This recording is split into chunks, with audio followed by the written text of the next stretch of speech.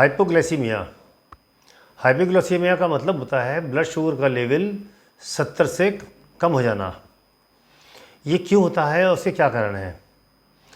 अक्सर जो दवाइयाँ होती हैं शुगर की, चाहे वो टैबलेट हों या इंसुलिन का इंजेक्शन हो, वो डॉक्टर्स खाना खाने से कल लगभग आधा घंटे पहले बताते हैं। लेकिन कुछ मरीज़ क्या करते हैं कि दवाई खा लेते हैं या इंजेक्शन लगा लेते हैं और आधे घंटे बाद खाना नहीं खाते, किसी वजह से वो लेट हो जाते हैं।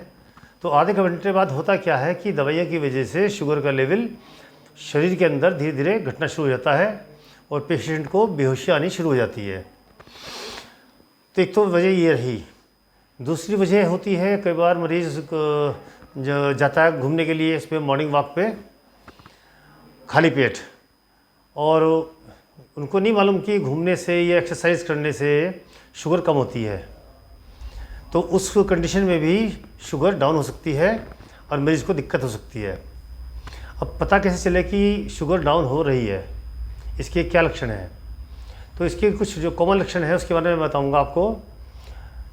एक तो मरीज़ को लगेगा कि घबराहट सी हो रही है, या फिर ठंडे ठंडे पसीने आना, या पेट में भूख लगना, या सिर में दर्द, या कन्फ्यूज़न की स्थिति, या सिर में दर्द, और कई बार धीरे धीरे बेहोशी आना। और अगर ज़्यादा लंबे समय तक शुगर कम रहे तो मरीज़ बेहोश भी हो सकता है।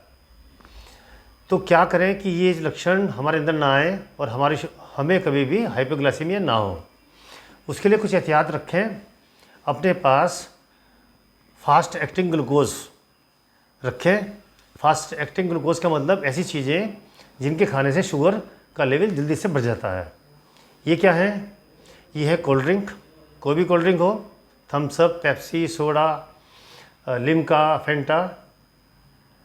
मरीज़ को तुरंत आधा गिलास ये पिलाएं, या रियल जूस रखें घर में, रियल जूस पिला दें 1 गिलास। और इसके अलावा आप ग्लूकोन डी का पाउडर आता है, 3 चम्मच पानी में घोल के वो पिला सकते हैं।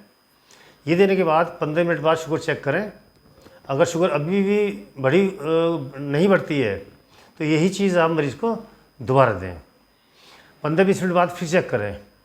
और अगर शुगर बढ़ जाती है तो फिर आप उसको कोई भी चीज़ खाने की दे सकती हैं, खाना दे सकते हैं, या स्नैक्स वगैरह दे सकते हैं, ब्रेड, आमलेट, चिल्ला, रोटी, व्हाट्सएवर कुछ भी दे सकते हैं खाने की चीज़।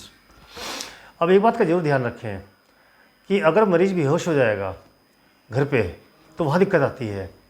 तो मैं सलाह दूंगा कि घर पे एक छोटी बोतल आती है 100 ml की, उसको बोलते हैं 25% डेक्सट्रोज, वो घर में ज़रूर रखें। साथ में एक कैन्यूला और ड्रिप सेट और एक टेप। अगर आपका मरीज़ बेहोश हो जाता है तो आस पड़ोस के किसी डॉक्टर को बुलाएं और उनसे बोलें कि ये बोतल मरीज़ को तुरंत चालू कर दे। तो उसका ये फ़ायदा होगा कि 5 मिनट के अंदर ही आपका पेशेंट होश में आ जाएगा।